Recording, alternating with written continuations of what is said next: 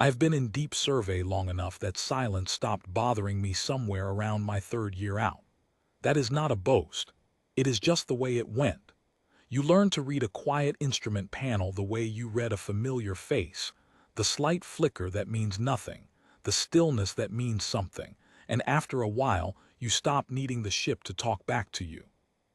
The mission brief said, verify coordinates, assess salvage condition, return with telemetry log if recoverable.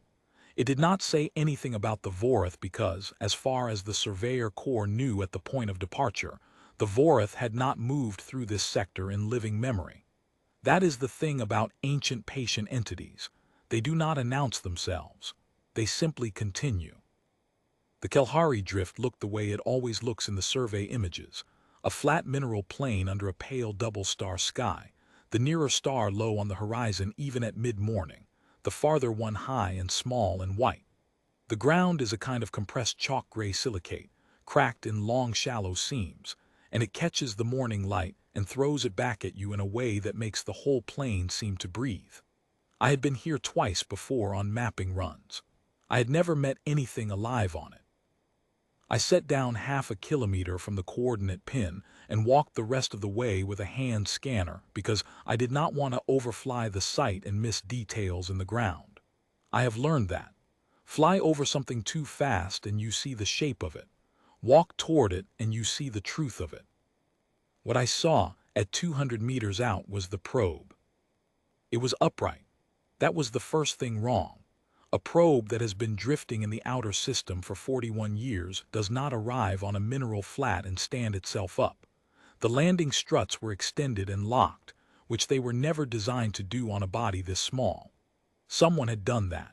Someone had placed it here precisely on a site with good horizon visibility in all four cardinal directions, and they had left it standing.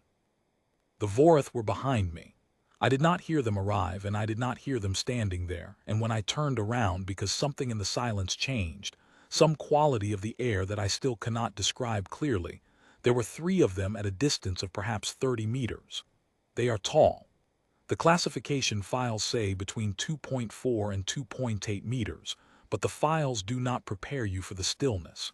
They were not doing anything.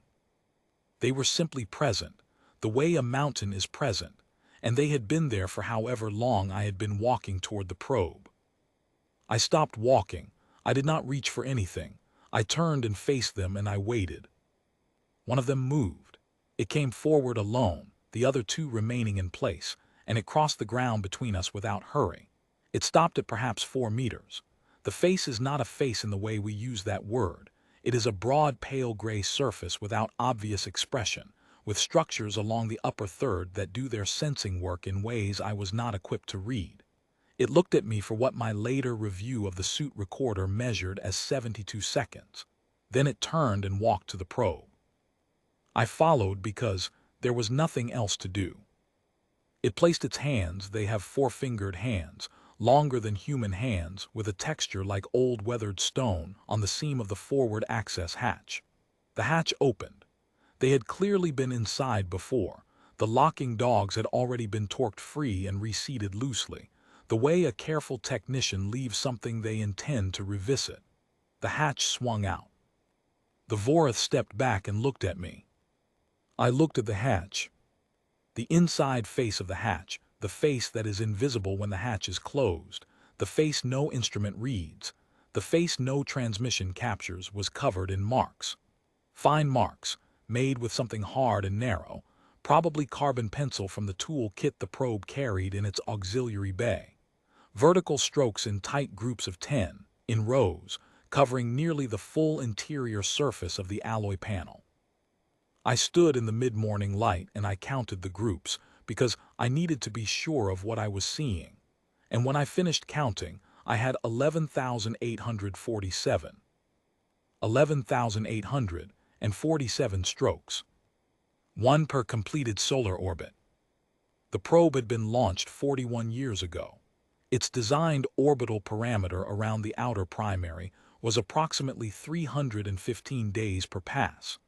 11,847 marks divided by 315 is 37.6. 37 and a half years of counted orbits, if someone had been making a mark each time.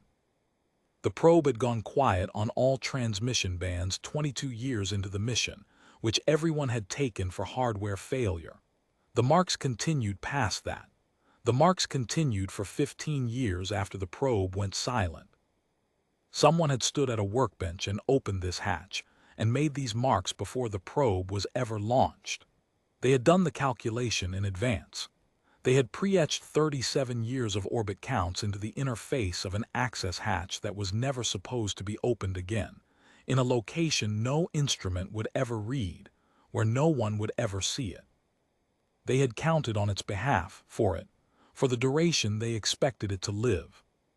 The Vorith asked its question. Not in words, they do not use words as a primary channel.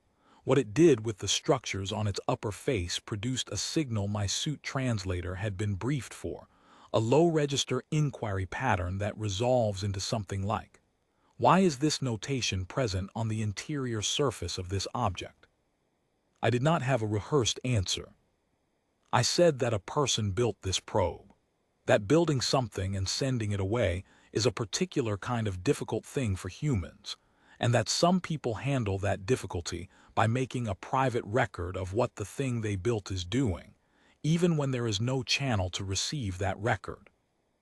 I said that I thought the person who built this probe wanted it to be counted, and since no one else was going to do that, they had done it themselves in advance, and sealed the count inside where it would travel with the probe for as long as the probe lasted. I said I did not know who built it. That information had not been in my brief. The Vorith was still for a long time after that. The other two behind me had not moved. The mineral plane threw its pale light. The far star climbed. Then it asked a second question. In 11 years of survey work, I had read everything the Corps had on the Vorith, every contact log, every observational record, every xenological brief in the public archive. The one consistent note in all of it was that the Vorith ask a question once. If they receive an answer they find sufficient, they do not ask again. If they receive an answer they find insufficient, they do not ask again. They have asked first questions of 17 species in recorded history. They have never, to any recorded knowledge, asked a second question of any of them. The second question resolved in my suit's translator as something close to, does the person who made these marks know that this object still functions? I told it the truth. I said I did not know if that person was still alive. I said the probe had been presumed lost for many years. I said that as far as the records showed, no one had known where it was. The Vorith reached into the access hatch and touched the marks with 2 fingers, not the broad, flat contact of examination. The tips of 2 fingers, moving slowly along one row. Then it withdrew its hand, closed the hatch back to its resting position and straightened. It walked back to the other 2. They stood together for a moment. Then all 3 of them were gone, not quickly, not dramatically, just with that quality of transition that ancient things have, where the space they were occupying simply readjusts and continues without them. I stood in the bright, mid-morning light with the probe. I filed my telemetry report that evening from the ship. I flagged the mission's status as requiring human follow-up and appended an item I had never appended to a report before, a recommendation that the Corps attempt to locate the builder. Not for diplomatic reasons, not for any reason I could fully defend in procedural language. Because the Vorith had asked twice, and I thought, if the person who made those marks was still somewhere, they had a right to know that their counting had not gone unnoticed, that something in the outer dark had read it and found it worth a second question, and touched the marks gently, and then gone away to think. That is the job sometimes. You go out to find what has been lost. What you find is that some things were never really lost at all. They were just waiting in the only way they knew how, quietly, exactly, one mark at a time, for someone to finally open the hatch and look.